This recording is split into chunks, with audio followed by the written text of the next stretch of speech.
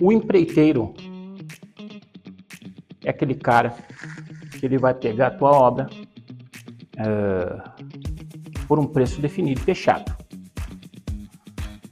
Porém, é muito natural que no decorrer da obra o empreiteiro ele comece ali a fazer solicitações de verba durante a obra, e quando você percebe, o dinheiro está quase acabando e ainda tem muita água para rolar debaixo da ponte em se tratando de terminar os trabalhos. Como que eu resolvo isso? Fala para mim. Eu tenho uma estratégia. Como a obra foi dividida em 10 partes, ele só vai receber a parcela que ele concluiu o trabalho. Então funciona assim. Quando ele entra na obra, ele recebe uma parcela de início de obra, onde ele tem um valor inicial que ele vai utilizar para fazer coisas como comprar um equipamento, comprar uma ferramenta que está em falta, se ele tiver alojado, para ele comprar alimentação, e por aí vai. E a próxima parcela ele só recebe após a conclusão daquela etapa. Vamos a um exemplo prático. Quando o cara começa a obra, a primeira coisa que ele faz é fazer a escavação da fundação e começar a fundação. Então ali ele tem uma parcela de início de obra, tá? Ele recebe aquela parcela de início de obra e ele só vai receber a nova parcela quando ele terminar a fundação, quando ele entregar a fundação pronta. Então, isso faz com que esse colaborador, esse fornecedor, ele desenvolva habilidades de gestão financeira. Por que nós entendemos que isso é importante? Porque quando o cara aprende a fazer a gestão do seu próprio capital, ele sabe que ele tem uma parcela de início de obra e ele só vai ter uma segunda parcela quando ele terminar a fundação. Então ele sabe que ele precisa administrar aquela primeira parcela até ele concluir essa etapa. Isso é muito importante para a boa gestão de um projeto, quando o quesito é administração de mão de obra. Pois é muito natural que o empreiteiro de repente apareça com uma história triste do tipo: o motor do meu carro fundiu, eu preciso trocar pneus do meu carro. Como nós fazemos aqui na Método? A gente gera um contrato de prestação de serviço com esse fornecedor, com esse prestador de serviço, e nós dividimos a obra em 10 partes, onde o valor global que ele fechou a obra é separado em 10 partes. E como é que nós fazemos esse pagamento?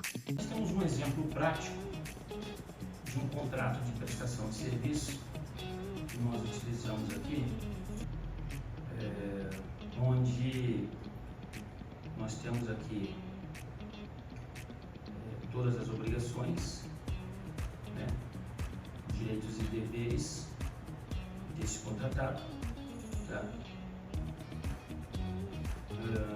Local da obra, bonitinho, as obrigações do empreiteiro, tá? As obrigações do proprietário,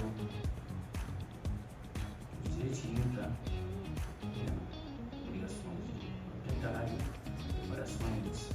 por exemplo, preparação de ligações externas de água, luz e esgoto, bem como fiação, canalização necessária para o uso no local da obra. Tá? E aí vem a parte que a gente está tratando aqui, que é a parte de pagamento. Esse contrato é um contrato onde o profissional vai receber R$ 102.571 e esse contrato foi dividido em 11 parcelas, tá? 11 parcelas. funcionou? Como ficou aqui? Foi passado para ele um valor de R$ 7.571, uma parcela de mobilização. Por que mobilização? Porque esse empreiteiro, no caso, essa obra é uma obra longe, a gente constrói em todo o Brasil, e essa é uma obra muito distante, que ele teria um gasto bem elevado para poder estar chegando até a obra. Após isso, quando ele chega na obra, ele tem a parcela, tá? Ele chega na obra, ele começa os trabalhos e aí ele começa a fundação. E a segunda parcela dele é a parcela de término de fundação, tá vendo? Terminando a fundação, ele tem a parcela de término da alvenaria rebocada, tá? Nossas casas de madeira, elas são compostas de madeira, mas as áreas frias são de alvenaria. Então, ele só recebe uma nova parcela quando ele entrega as alvenarias rebocadas. Nesse prazo, chega o kit de madeira e ele inicia a montagem do kit. E ele tem uma nova parcela quando ele termina de montar o kit, tá? Ali onde ele deixa ali as paredes respaldadas. Ele tem uma nova parcela quando ele termina a cobertura, outra quando ele termina as instalações elétricas e hidráulicas, outra quando ele termina forno e meia-cana, outra quando ele termina as instalações de pisos e revestimentos, outra quando ele termina os acabamentos de madeira e assenta portas e janelas, outra quando ele faz pintura e verniz, e outra quando ele faz a entrega da obra. O que é muito importante aqui? A gente nunca pagar o empreiteiro. Por exemplo, o empreiteiro está aqui na fundação, ele pegou 7.571 de mobilização, terminou a fundação, ele pegou 10, no meio do caminho aqui, acabou o dinheiro, ele não terminou as paredes de alvenaria, não rebocou, e aí ele olha, meu carro fundiu o motor, eu preciso de 10 mil, e aí você entrega a próxima parcela sem ele terminar. O que vai acontecer? Ele vai pegar esse dinheiro, ele vai gastar, ele vai voltar e vai continuar. E aí você tem que ficar entrando sempre nas parcelas da frente. E quando você começa a fazer isso, automaticamente ele chega em determinado momento, aqui, o dinheiro está acabando e ele vê que ele ainda tem muito trabalho para fazer e o dinheiro está pouco. E aí é o momento que esse empreiteiro abandona a obra e a gente precisa mobilizar uma nova equipe. Quando a gente precisa mobilizar uma nova equipe, normalmente o dinheiro que sobrou, ele não é suficiente para essa nova equipe entrar, devido aos custos, devido ao profissional que vai continuar o trabalho de outro. Então, isso aqui é preciso ser,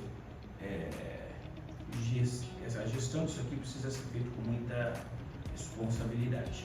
Então, esse é um caso prático, onde a gente tem aqui um contrato, é dessa forma que a gente faz, e com as nossas equipes aqui funciona muito bem.